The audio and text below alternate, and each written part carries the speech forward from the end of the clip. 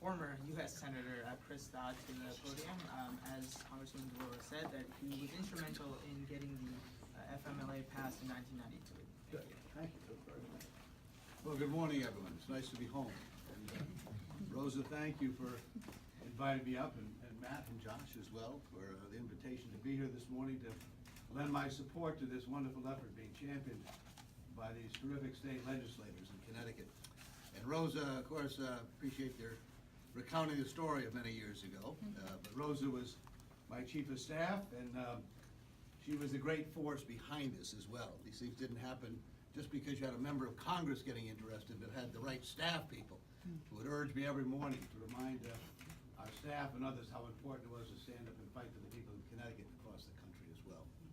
So I'm delighted to be here at Hartford Prince this morning. Rory? Where's Rory? Rory? Yes, And your sisters are not here, but tell them we said hello to Callie and Addie as well, and congratulations on your business, and others who are here to lend their support this morning. I think it's a great venue to actually be in a business to talk about this, because obviously it's important to people, employees, but as Rosa pointed out and deserves being repeated, in surveys done by the Department of Labor now, with a quarter of a century of experience behind us, and almost 200 million examples of this law being used, and a survey done recently of U.S. small businesses, 90% of those businesses responding said they're either neutral about the law or had a very positive experience with family and medical leave. And so we now have a body of evidence over a quarter of a century of where family and medical leave works. And what has been designed here is different, obviously. Paid leave makes a huge difference. I can't tell you how important it was for people to be able to get some paid leave in the states now that have it. Rhode Island, New Jersey, California, New York, Massachusetts is considering it. All those states surrounding us now are providing this benefit to people. Important out that Connecticut will also be a part of that coalition of states stepping up. And there's a reason we're here as well. And Rosa said we're kind of interloping a bit, I suppose, and coming, although I'm no longer, I'm just a citizen, I can speak up, I vote. But Connecticut deserves a great deal of credit for the national law. John Larson was a state senator back many years ago, and John and I talked a lot, but Connecticut led the way. It was one of the first states, if not the first state, to have a family and medical leave policy. And it became the basis for the federal law. So Connecticut, as it has been the case in so many instances, was leading the way many, many years ago in establishing a right for people. And I want to mention as well how important it was to have bipartisan support. You probably don't remember these names. Senator Kit Bond of Missouri, Dan Coates, by the way, who's going to be the new head of the intelligence agency here, former senator from Indiana, Arlen Specter of Pennsylvania, Orrin Hatch of Utah. These were all Republican senators who joined in the effort to support family and medical leave 25, 30 years ago. We went through, took 8 years, went through 3 administrations, 2 vetoes of the bill, before on February 9th, 1993, 20 days after Bill Clinton became president, that the law was signed into law 24 years ago this month. So we're back here in the genesis. It is Connecticut, in many ways, that led the way for the national legislation. And once again has an opportunity to be a leader in the country in providing this benefit for people. It is important.